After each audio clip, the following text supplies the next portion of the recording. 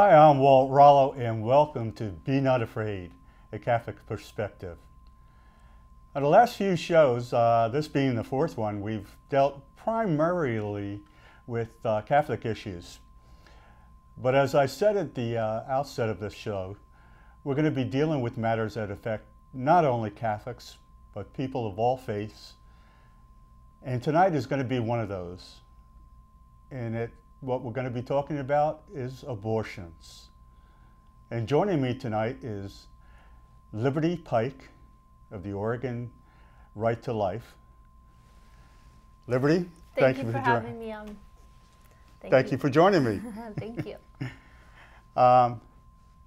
What brought you to your supporting the right to life? What got you interested? Me started and passionate about it? Exactly. That's a good question, and so many people ask me about it, and I think, well, my family obviously is pro-life, and my mom got us started very young going to pro-life like parades and walks like Steps for Life and everything.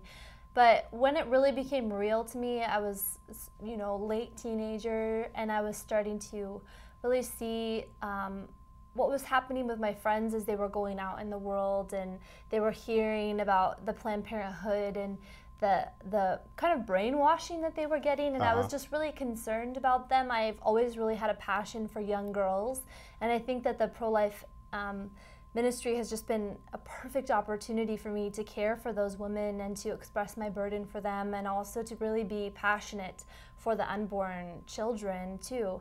And also I really got involved as well because so few young people are involved in this ministry, and so I recognize that there's really a great need for the next generation to carry on the torch, and so I kind of wanted to get involved and be able to inspire other young people to do the same thing. And when we look at some of the numbers, we'll be able to tell that the young people are the ones that are most affected by. Absolutely. The lack of education and, well, I've got it on my mind, Planned Parenthood. Yeah. Why does that sound wrong? I know, it seems like a contradiction, doesn't it? They're not planning parenthood, they're destroying parenthood. I know. I remember when I was like 11 years old and I was sitting in the car, my mom was doing an errand, and we were actually parked in front of a Planned Parenthood because they usually have them in like strip malls where they're in high areas of traffic. And I remember looking at the sign. I think I was just too young to know very much about the issue, and I was reading it and I was like, Planned Parenthood, what do they do there? And I didn't really know anything about it, and the more I learned about it, the more I've just been like, it has nothing to do with parenthood. Their goal is really not to be a parent. Exactly. You would think that it's helping parents who are having problems conceiving a child. And yeah, and I think that's what I thought it was when I was little. And that's what I thought about it. Yeah. Needless to say, I was very surprised when I found out it was the opposite. Yeah. Approximately how many abortions are there in the United States each year? Each year? Well, the latest statistic came out by the Alan Guttmacher Institute, and actually the Guttmacher Institute is a research arm of Planned Parenthood. So if they know how many numbers, they'd be the best to know how many numbers of abortions there are every year. Yeah. And the latest statistics for 2008, it was over 1.2 million, almost 1.3 million abortions in 1 year in the United States in 2008. That is ridiculous. And, yeah. And okay, we'll look at the numbers, but are the teenagers having the most abortions, or? I believe so. I believe the highest age group having abortions is the 18 to mid to late 20s age range are having the greatest numbers of abortions. Is it true that they don't need their parents' permission? It depends on what state you're in, but there are a few states that have, well, obviously once you're 18, you're a legal adult. Right, yeah. But for teenagers under the age of 18, it depends on what state. Some states have passed the parental notification law. As you may remember, Oregon tried to pass the parental notification law, which would require minors who wanted an abortion to notify their parents, but that law was not passed in Oregon. And so actually in Oregon, we have no laws whatsoever regulating abortion or restricting abortion. We're one of the most liberal states regarding abortion, unfortunately. Wow. And if a child goes to the hospital and has a cut in his finger, they're not going to treat him until they get the parents' permission. Yes. But yet they can kill the baby. Yeah, well, one of the most invasive surgical procedures in abortion is being performed on teenagers without their parents knowing. And the really horrible thing about parents not being notified about it is that it can also continue instances of abuse, because Oregon doesn't have any law saying that a stranger can bring an underage minor into an abortion clinic and get an abortion. So say if there was somebody who is incest or rape or an abuse situation, if he brought in the minor and had the pregnancy that he caused aborted, there would be no evidence that she was being abused, and the girl will go right back into that abusive situation. Oh, yeah, I'm speechless as I on know, that I one. just think Yeah, that like that. Planned Parenthood has built their legacy on saying we're all about women and women's rights. But when you really start to look at the issue, you're seeing that nothing that they're doing is actually helping women. And they're hiding rape and incest and all these other things, just to name one of the many things that they're doing that is really harming women. So we have to be aware of the facts about them. Now, destroying the evidence of a pregnancy, would there be some evidence that there was an abortion committed or done? Well, nobody would know to look for it if they didn't know that the girl was pregnant and then they weren't. I mean, that's just one of those things that it's just getting rid of the evidence. And obviously with abortions, there are a lot of risks and complications tied to abortions. And so obviously maybe if a teenager started suffering those, then hopefully somebody honest would take her to the hospital, and then they might find out. But I mean, that's really leaving a lot up to chance to see whether or not. And what are the young ladies keeping it a secret that they're being abused? I think a lot of them do, probably out of shame. So it's really heartbreaking. But yeah, Planned Parenthood is just continuing that through abortions. And are they funded by the United States? Planned Parenthood? Planned Parenthood. Yes. Actually, a lot of money from federal taxpayer dollars is going to Planned Parenthood. I believe that the latest numbers, the 2006 to 2007 fiscal year, Planned Parenthood reported $1 billion in income, and a third of that was from abortions and a third of it was from taxpayers. I know, because Planned Parenthood says what we do is we're helping these women. We're giving the free pregnancy tests. We're giving out contraceptives. But really that's all just to bring in the real money-making services, which is abortions. Well, I'm not in favor of contraceptives, but apparently the ones that they're giving out aren't working. No, I know, and there's a story, there's a book, it's really good, it's called Blood Money, and it's written by Carol Everett, as I believe is her name, and she was an abortion clinic director, and she said that they would use the kind of contraceptives that you had to take every single day at exactly the right time for them to work. And of course, girls, especially teenagers, they're busy, they're seeing their boyfriends, they're with their friends, they miss a pill, they miss 2 pills, and then before you know it, they're pregnant, and then who do they go to? Planned Parenthood. Yeah, they said this was going to work. Yeah, I know. They said it was going to work, otherwise come back and we'll help you if it doesn't work. Yeah. And the morals are going so low, I think. Tricking people, yeah. Yeah, it's the acceptance of sex with the teenagers and all is a lot less than it was when I grew up. Yeah. It was...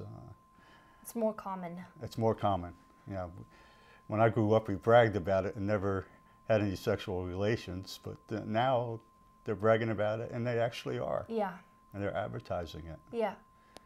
Well, do you want to talk a little bit about the history of abortion then, and go back to how it got so prevalent in America, where we're getting 1.3? Is that possibly Wade? Yes, Roe versus Wade. That's it. January 22nd, 1973. Roe versus Wade was a Supreme Court decision passed down that legalized abortion for all 9 months of a woman's pregnancy in the United States of America. And a lot of people they've heard so many different things that they think, oh, it's legal up until viability, which is when the child would survive outside of the womb. Or it's legal up until 5 months or, 3 weeks. Like they hear all these preposterous different claims. They just hear so much, muddying the waters. That's what Planned Parenthood does. But the fact of the matter is abortion is legal all 9 months up until birth in America. And the reason that is because another decision was passed down at the same time as Roe v. Wade. And Roe v. Wade, in the Supreme Court, when two decisions are passed down at the same time, they work together. You can't separate them. They're meant to be connected for time eternity, basically. And so Doe versus Bolton passed down at the exact same time, defined health, because what Roe v. Wade said, abortion is legal for all 9 months for the health of the mother.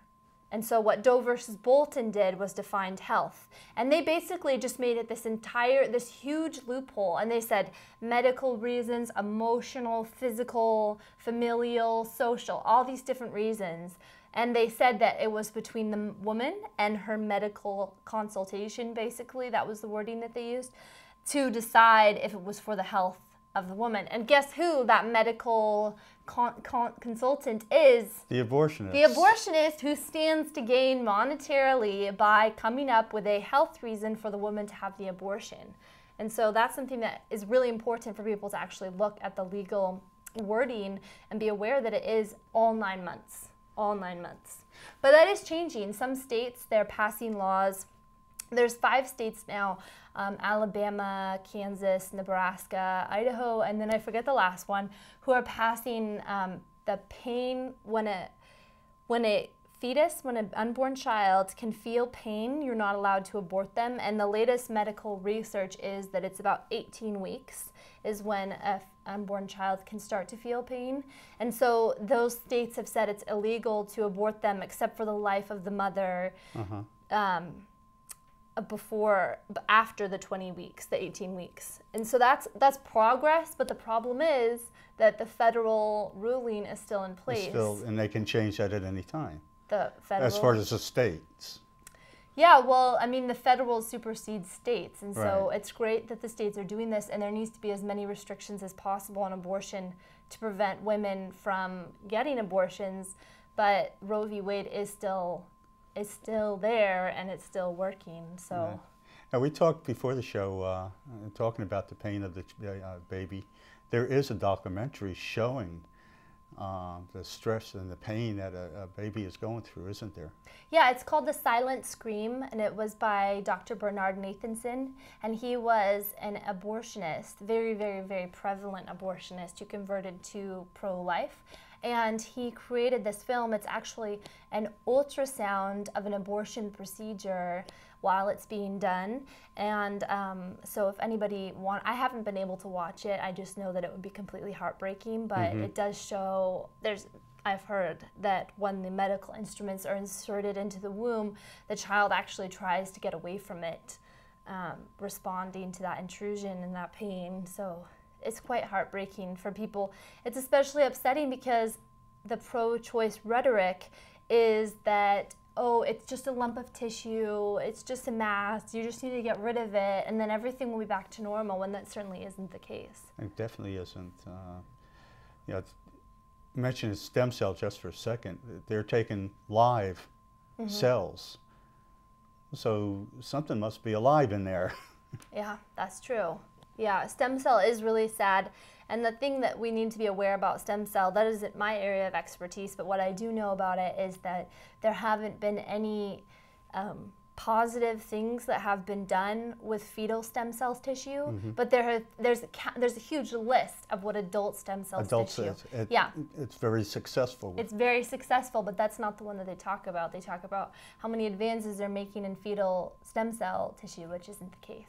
And probably it's another monetary thing, is, how can we make money from the fetus? Yeah, it's heartbreaking. Yeah, and not just throw it away, let's make some money from it. Now there's, we talked about it briefly. There's how many? Do you know how many murders there are in the United States each year? No, how many are there, Walt? Well, the research I've done is approximately 15,000. 15,000 every year? Every year. And the amount of abortions are over 3 million. 1.3 million. 1.3? Yeah. 1.3, you're right. 1.3 million every 1.3, which is, you look at the percentage there, year. Yeah. we're almost at like 93% of the murders committed in the United States are legal. That's a very good point, and that's really sad. And that's the lives that are lost. And you know, how many of these aborted children could have grown up to be the president of the United States or cure cancer. Or, exactly, you know, the diseases that are killing people and has been comes up with the cure. You know, but I don't think the mothers and fathers, I don't think the fathers, period, think about it too much. I don't know for sure, but I think it's the father kind of walks away from it. Not in every case. There are so many instances where the father is saying, please keep this child, please keep this child, I want this child, and they recognize that it's their child. But the mother, for convenience or because her family is pressuring her, we have to remember that it's over 90% of all abortions are done for reasons other than rape, incest, or the life of the mother. Over 90% of all abortions are done. And so the father, a lot of times, yes, the father is pressuring the woman to have the abortion. He's saying, I'm going to break up with you, I'm going to leave you, I don't want this child. But there are so many men that are really hurting from abortions that they couldn't really control because they aren't a part of the process legally, because a woman doesn't have to have the consent of the man to get the abortion. So that's why it's really important that we reach out to the men too. And I think that's another really sad thing that Planned Parenthood has done. They've said this is just a women's issue, when the fact is there's two parents involved in every child. Takes two to tango. Yeah, it takes two to tango, and it's just really heartbreaking. And I've gone and protested outside of abortion clinics. Not only have I seen the men that are there with the girls and tried to talk to them, and it's really heartbreaking, but also I've gone with like my brother-in-law, my brother, and they stand and they hold signs, loving signs to the traffic, and people swear at them and curse at them, and they say, this is a woman's body, you can't control my body, it's my choice and everything. Like, they have nothing to say, but the fact of the matter is it's about the men are hurting just as much as the women. And definitely the baby is hurting mentally and physically, I feel. Yeah. Well, at least, I mean, it's horrible, but at least we know that the baby goes to heaven and God takes care of them. But it is so tragic that they don't get to have their 70, 80 years on life, you know, on earth, and make choices for God and really make an impact in this world. Well, we're going to take a break right now. We're going to show you a new public service announcement that we've just made here at the station. And when we come back, Liberty is going to show us some of the instruments and the fetus, the baby, at different stages of its life. So I hope you get something out of this new PSA, and I'll see you in a second. Hi, I'm Christina, and I'm celebrating my 10th birthday today, or at least would have been if my mother didn't take away my life by having an abortion. Why, Mom? A little girl that could have been 10 years old never got to live all those years. It makes you want to cry a lot of times. It's sad. It shouldn't have happened. Well, Liberty, we're gonna. What type of abortions are there? There's different types, or are there different stages? There's a lot of different types of abortions. There's also the different types are done at different times of the pregnancy. And so what I just wanted to do was just demonstrate with life-size fetal models and actual abortion equipment, just showing you what those procedures look like, because a lot of people don't really want to think about what an abortion actually entails, but we're willing to go out and watch the R-rated movies like Saw or Quentin Tarantino films were not open to the devastation and the horror of abortion. And I've actually been able to change some minds by showing the abortion procedures. I had a young man come up to me. He was 17. I did a high school presentation, and he saw the abortion procedures, and then that I'm going to show now. And he came up to me afterwards and he said, I just wanted you to know that when you started your presentation, I was pro-choice. I've always been pro-choice. And then after you did the abortion procedures and I saw how horrible that was, I'm pro-life and I'm never going back. There's no way that this is acceptable and it has to change.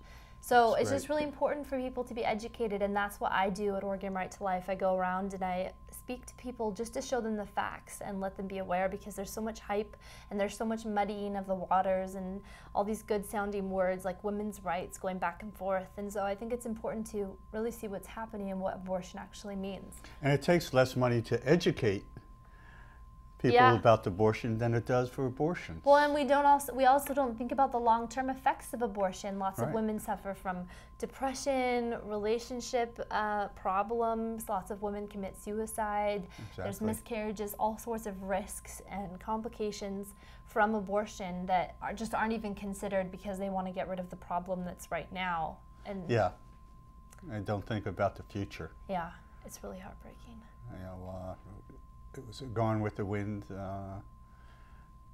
Don't worry about today what we can worry about tomorrow, or something to I that don't know. effect. I don't want to. I haven't seen that movie in a really long time. Either have I, but, Yeah. but it's something to the effect, don't worry about today. People just want to get rid of the Get problem. rid of the problem today, and and they don't don't worry think- about Yeah. what the effects of it. But they should think. Yeah. All right, so the first abortion procedure is partial birth abortion.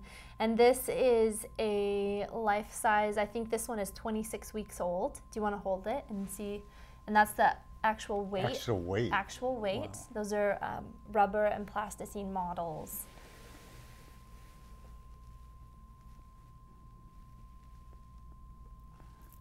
And it does feel it, the actual weight and all. It's sucking on its thumb. I know. All right, so this baby is well into its third trimester. And so how babies are normally is when they're well before the third trimester, they're sitting like this in the woman's stomach so that they're not ready to be born. But in the second and third trimester, the baby started to turn and its head down in the woman's uterus, getting ready to come out and be born. And so what happens in this abortion procedure is the woman's cervix is forced open by forceps, which is premature, and so a lot of tearing can happen, and this can also prevent future pregnancies from being carried to term. And the abortionist turns the baby like this, so it's head up again, and then he delivers the baby breech, and so that would be feet first. And so now what's happened is he delivers the baby up until the base of the neck, and so this much of the baby is out of the woman, and just the head is left inside the woman. And then what he does, these are need to get the right ones. These are surgical forceps. Obviously, in an actual abortion procedure, these would be really sharp. They're dulled so I don't cut myself. But what happens is he takes the forceps and he jams them into the base of the baby's skull.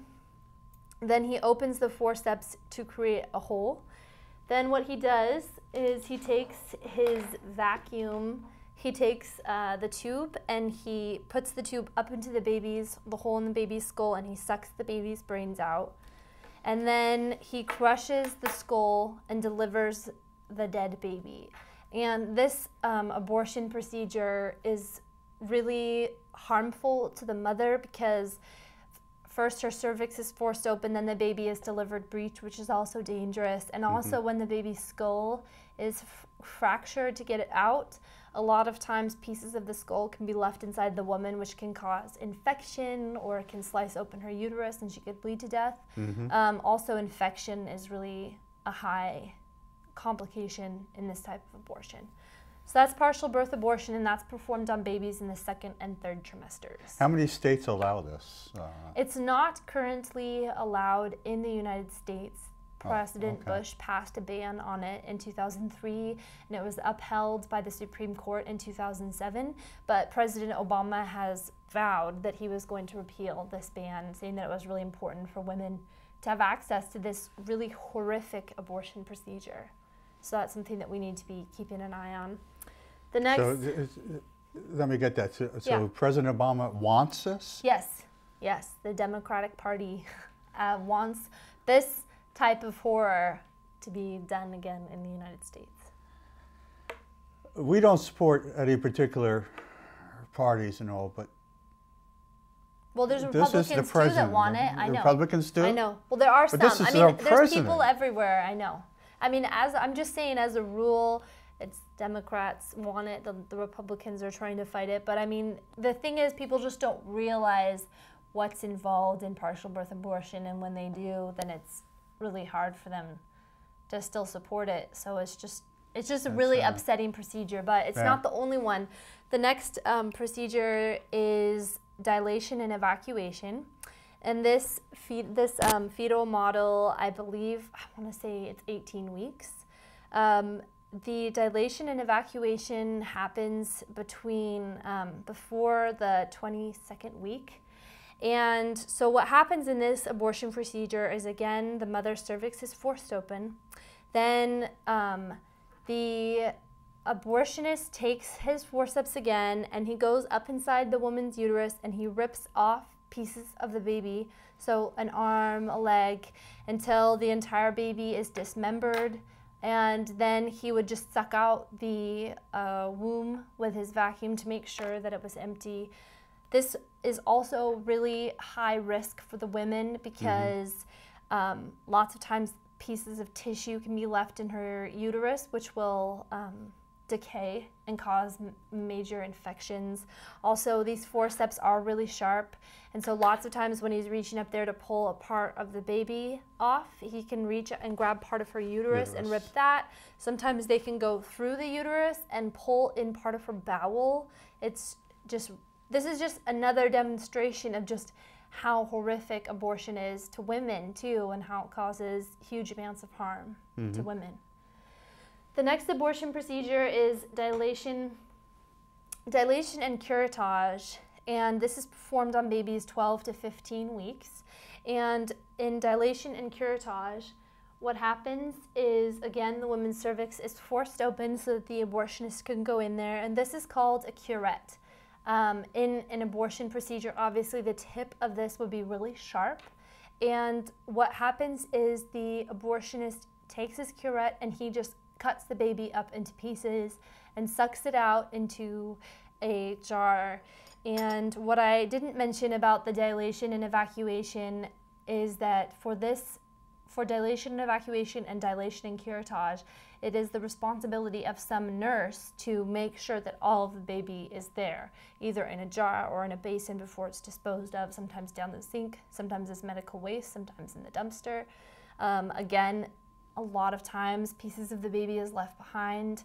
This is extremely painful procedure. The curette is really sharp, and so again, it can slice the woman's uterus, which is such an area of high blood flow, and so it's really high risk to the mother. The last abortion procedure is suction aspiration, and that is performed in the first 12 weeks before the 12th week of a pregnancy. And this is a little bit after 12th week. So this is some more small models, 7 to 10 weeks. 7 to 10 week old life-size fetal models. Can you get a close-up on this, Scott?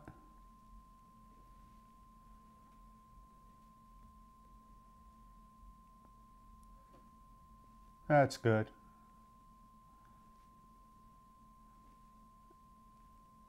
And if I'm mistaken, these all look like human beings to me. Yes, absolutely.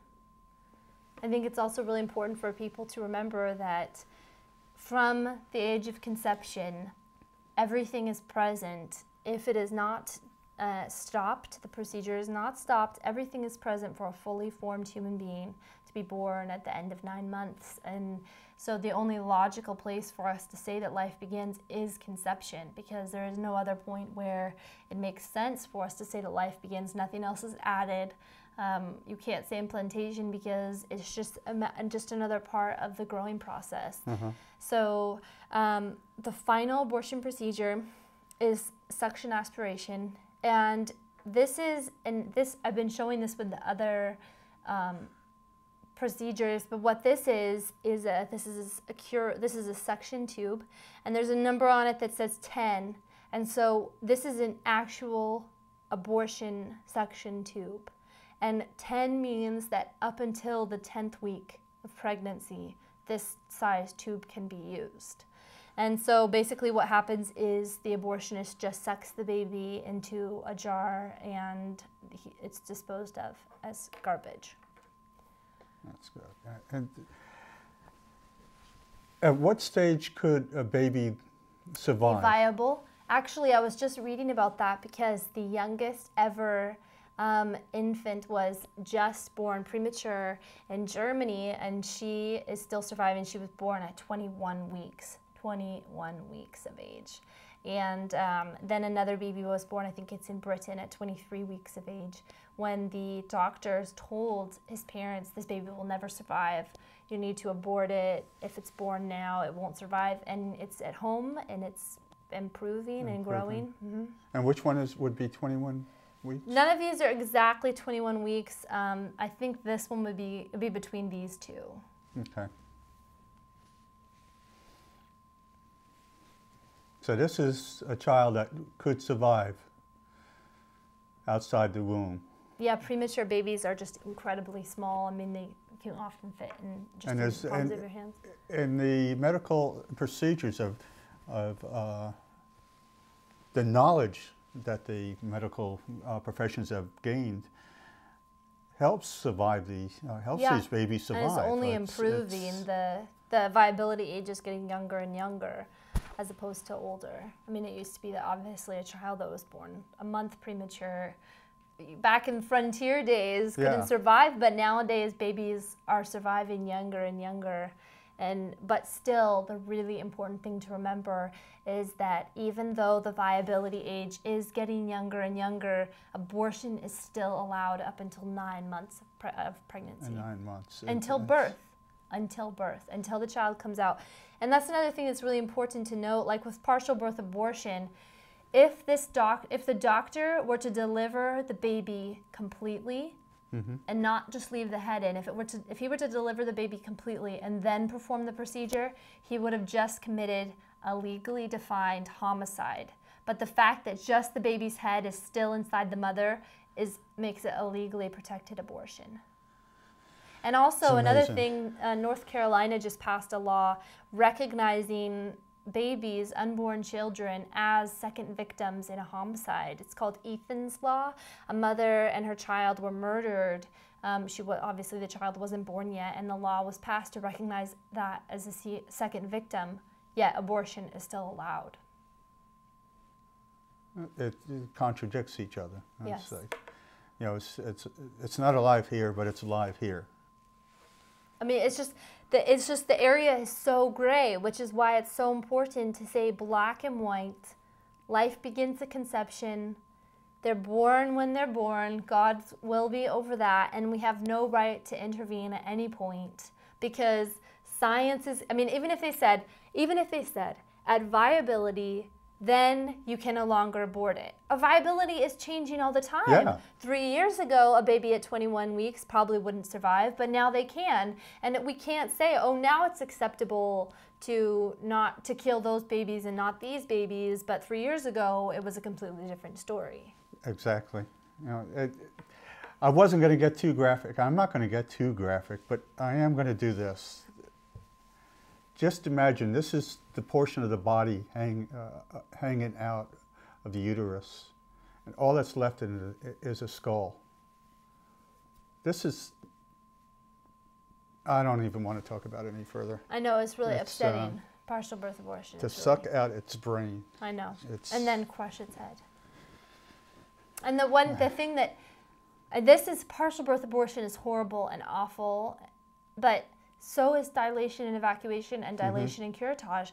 The baby is still alive while its arms and legs are being ripped off. Being ripped off. And for dilation and evacuation, oftentimes the baby can still feel pain, and it's completely unacceptable that partial birth abortion, we've said, okay, that's wrong, but dilation and evacuation, where we're dismembering a child, is still legal, and it's still widely used today.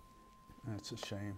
The other abortion procedure that I really wanted to talk about was RU486, and that's a medicinal abortion. And RU486 is really gaining ground as an abortion procedure. It's kind of the fast food of Planned Parenthood, because what it is it's a 2-drug cocktail that they give to women and they send them home to deal with the effects of their abortion, and often can take 2 weeks that they're suffering with the bleeding from RU486. And what RU486 is, it's a 2-part drug cocktail. The first one is Mifeprex, and what Mifeprex does is it basically starves the baby to death, which takes a long time. Then the second drug that the woman takes is called misoprostol, which is starts contractions. And these kind of contractions are not like regular birth contractions.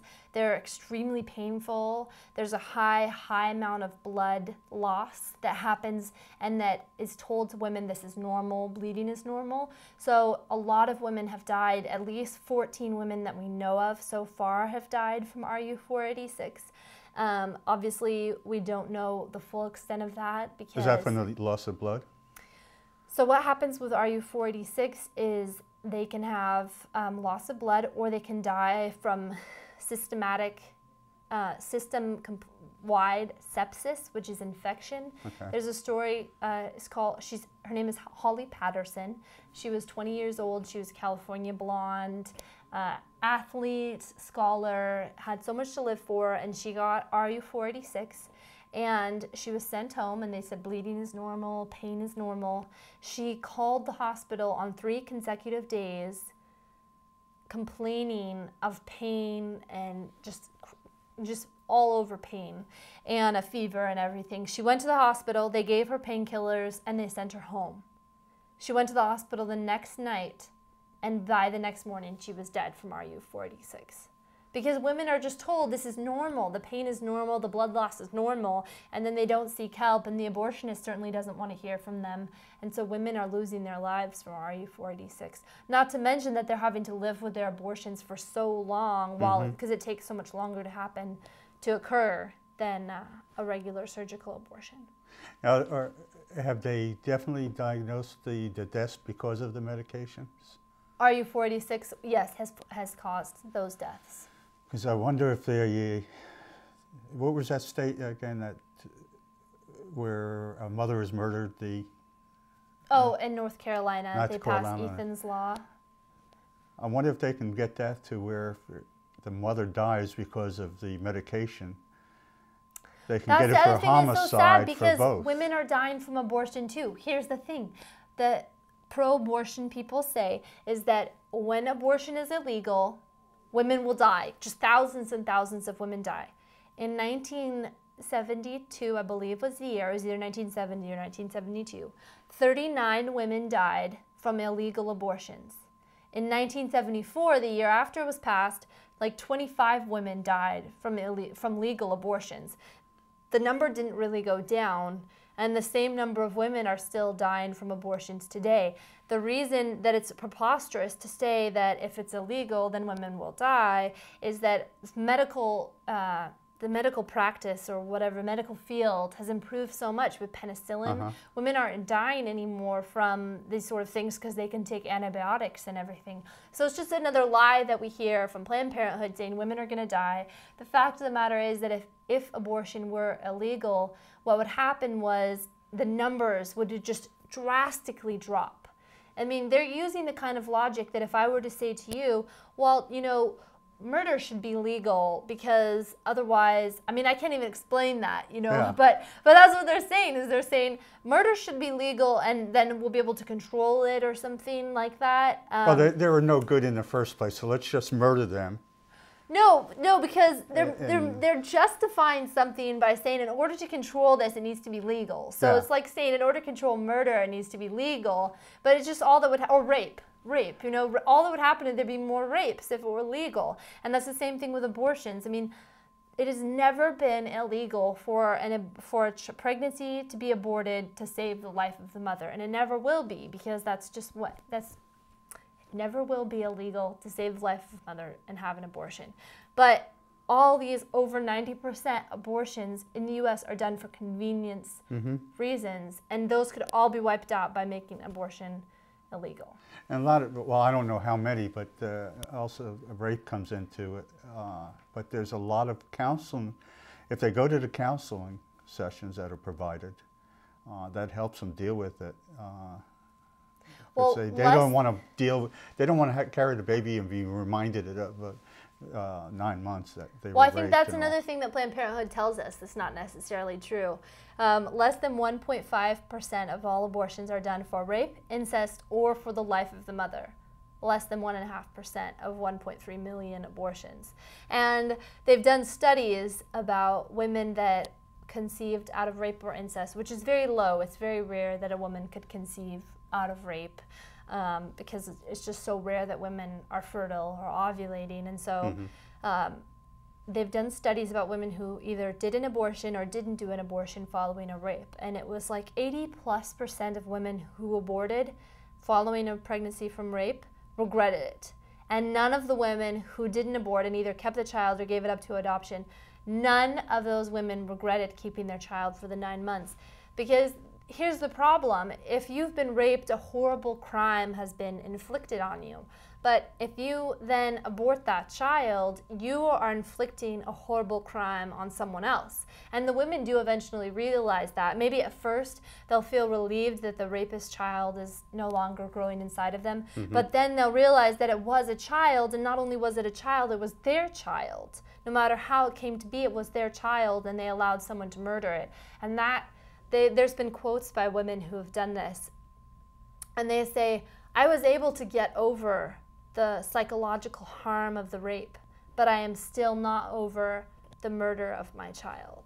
I've heard that a lot of times, where later on that they've regretted killing their baby. And that's all women at some point in their lives get there, no matter how many abortions they've had. And that's why it's so important for us to reach out to them with the love of Christ and just say that there is forgiveness for this great sin that either you've committed knowingly or unknowingly, or your family forced you into. Regardless, it's happened. But if you repent before Christ, then He will forgive you, and the blood from His cross is there to make you clean.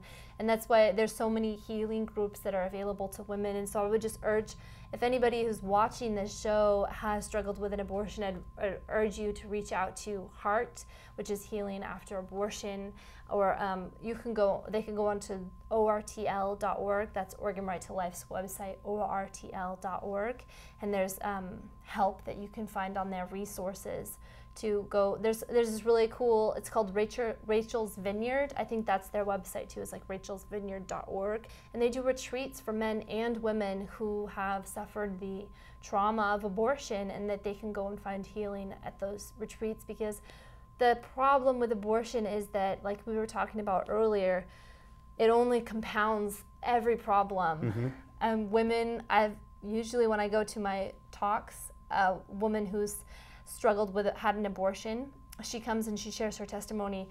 And I've heard this one woman, she had like 4 or 5 miscarriages because of the abortion, the harm that it had done on her body. She tried to commit suicide 2 or 3 times. She struggled with drug and alcohol. She was beaten because she was in bad relationships. Just the self-esteem just drops. And also any future children, you don't feel worthy of them, and B, it just reminds you of the child that you had that you allowed to be murdered. And so abortion just hurts everyone, and especially the mothers, once they realize that they allowed their child to be killed. And that's exactly what it is. It's murder. Yes. There's no way around it. I don't care what the scientists say, and it's murder. Yeah. We have in closing, we have a few statistics, a few numbers we want to talk about. At the present time, there's, as Liberty was saying, is approximately 1.3 million abortions each year in the United States. And I have 10,000, but I believe you were saying it's up to around 11,000 in Oregon? 2007 in Oregon, there were almost 11,500 abortions done in Oregon alone. So that's about 33 abortions a day. The rich, they're getting richer each day. Number of battle deaths in the 8-year American Revolutionary War, it was 4,500.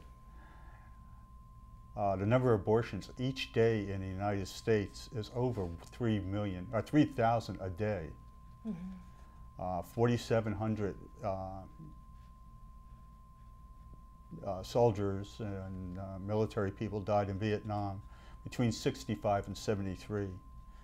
Over 13 million abortions were performed, and this is a ratio of 295 abortions to 1 death in Vietnam. The average cost of an abortion is about $400, where it only costs about $25 to educate the people about abortion and what's wrong with it and the damage it can do to both the mother. Of course, it kills the baby, it hurts the family all around. Or it's free if you were to have me come and speak. And if anybody was interested in having me come and speak, it's your church group or to a high school group. They can call Oregon Right to Life. Our website's on ortl.org, and I'm happy to come and speak and just share facts. That's what my presentation is. It's just full of facts to kind of combat the lies that we all hear so commonly.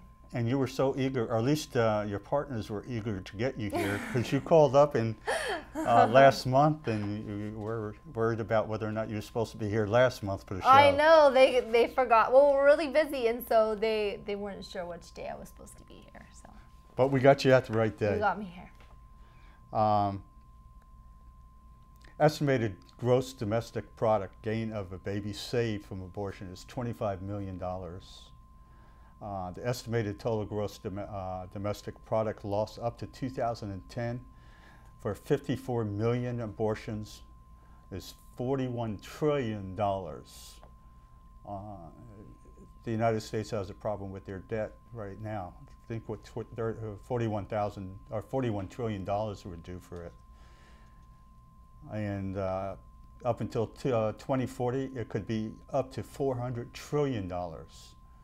And this is a cost to you, the American taxpayer, of approximately $129,000. This is outrageous for murder. It costs, for illegal murder, it costs less money than it does for legal murders. Well, Liberty, I want to thank you for joining us. Is there anything you have that we missed that you'd like to talk about? I don't think so. I think we pretty much covered the bases. I just wanted to remind anybody again who's struggling with abortion that there is healing for you, and Christ is ready and willing to forgive you for whatever you have done. And so I just urge you to reach out to your church or to somebody you trust, or call Oregon Right to Life. Again, the website is ortl.org. Or you can go to Stand Up Girl. Stand Up Girl is a really great website to refer teenagers to. Okay. It's made for teenagers, and basically what they can do is they can go and they can write in anonymously to they're called Stand Up Girls, and they're women who have struggled with abortion or faced it, or it's been pressured upon them, or they've had abortions. Just other women that they can talk to and reach out to, because a lot of times they're being pressured by their family members and they don't have anybody to turn to. Or you can go to a pregnancy resource center, which is near you. We have one right here near Gresham High School, and they're all over the country. And so there's so many resources for people who are struggling with abortion. And that's why I do what I do, is because I want women to know that there is a second door, because so many times they're told that abortion is the only way out, and that's just simply not the case. There's so many options for them, and there's so many people who want to help. Yeah. And somebody had asked me the other day, how do people find out about abortions? And I was looking in the phone book. I couldn't believe how many clinics there were showing where they can get abortions, right in our phone book. Mm-hmm. It's amazing. Should we just cover briefly about how people could get involved if they're concerned about the abortion issue? Yes, please do. Yeah, so if anybody wants to get involved in fighting the abortion issue, what you can do is you can, if you're a teenager, what you could do is start a school group that's pro-life or start one in your church. What you can also do is, if you have a youth group, is invite speakers like me to come and share about the abortion issue. Also, what's really, really powerful, even though it seems kind of scary, is sidewalk counseling outside of an abortion clinic. There's a campaign that happens twice a year. It's called 40 Days for Life, and it's when around the clock for 40 days there are people posted outside abortion clinics praying. So you could go to 40daysforlife.org and find out about the next campaign that I think they just had one, so the next one will be in spring. And well, I've done sidewalk counseling myself, and it is so powerful because you look at the women. Sometimes we don't really know who is struggling with abortion, who is thinking about it, and so when you sidewalk counsel, you see women going in the door and you know that they're facing the idea of having abortion, or they've had an abortion, or they scheduled one. And so I've been able to save 2 babies by sidewalk counseling, by just simply being there. And if you see a woman and just saying, how can I help you? I just want to help, you know, and just being there as a friendly face to offer support to them, because a crisis pregnancy is one of the most stressful things a woman will ever go through, and we just need to be there for them. So sidewalk counseling is what I would really recommend. You can also find Oregon Right to Life on Facebook and get more involved there, and there's just so many ways that we need more people to help fight this atrocity. And if you can't do any of those things, if you know anybody who's facing an abortion, just try to be there for them and provide them a shoulder to cry on and another way out, and pray with them and pray for them. And hopefully you can save a life too. That's great. Thank you. We're going to show, we're going to have those websites available. We're going to put it on our screen. And I'm also going to have my director put them in the credits, all the different websites that you can go to. We're going to take a short break, and when we come back, we'll have our closing remarks. Hail Mary, full of grace, you will bear a child, and you will call him Jesus. But I haven't been with a man. People will never believe me, and they'll stone me to death. If I become a child, I'll abort it.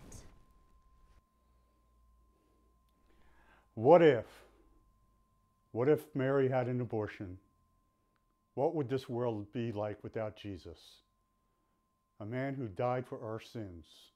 Yet we commit him each day when we have an abortion.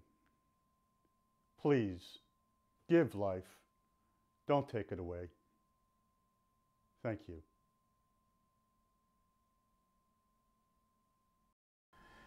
If that first public service announcement didn't open your eyes, I am positive the second one did. Just think of what this world would be like without Jesus. Again, Liberty, I want to thank you so much. Thank you, Walt. You've brought out so much, they're fantastic. I've been lost at words a number of times because I've just been, I couldn't believe some of the things that I was learning. Yeah. That's the thing, people just need to get out there and do a little bit of research. Yeah. Just a little bit, just go to like the National Right to Life's website, nrlc.org, and just start reading about the abortion issue, because I think that is how Planned Parenthood wins, is because they have good rhetoric that we're pro-choice.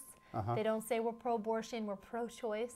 And they talk about women's rights and that we do free pregnancy tests and contraception and all this stuff, and they just sound good. But when you research it, it's just not as good as it seems, and in fact it's downright just atrocious what they're doing to these poor babies. I agree. I want to thank you. Well, I want to thank the staff here at Metro East, my crew, Walt Rollo, and reminding you that they say our youth are our future. Well, I say they're our present.